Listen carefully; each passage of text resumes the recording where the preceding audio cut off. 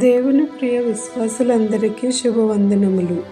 September 27వ తేదీ 2024 సంవత్సరం శుక్రవారం కొరకు ఏర్పాటు చేయబడిన నేటి దిన దేవుని వాక్యము యెషయా గ్రంథము 58వ అధ్యాయము 8వ వచనము.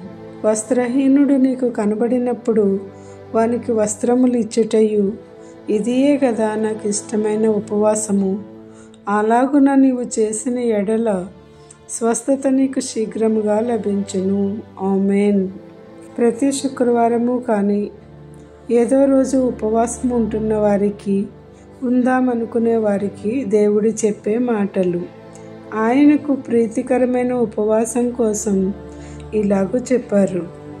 ఇతరులకు దుర్మార్గులు కట్టిన కట్లను విప్పుట, ఎవరూ లేని అనాథలపై నుండి వారి భారమును దింపుట, వారి కాడి విరుగగొట్టుట, ఆకలిగా ఉన్న వారికి ఆహారం పంచిపెట్టుట, రక్త సంబంధికి ముఖము తిప్పుకొనకుండుట, దిక్కుమాలిన వారిని, బీదలను, వస్త్రహీనత గలవారిని, అనాథలను ఆదుకొనుటయే సరి అయిన ఉపవాసం అని చెప్పి ఉన్నారు.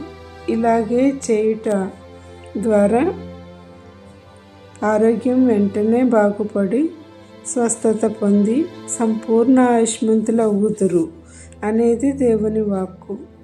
కావున ఇట్టి రీతిలో ఉపవాసం చేసి దేవునికి ప్రీతిపాత్రులం కాగల ధన్యత సిలువలో విజయుడైన యేసుక్రీస్తు ప్రభువు మనందరికీ దయచేయునుగాక.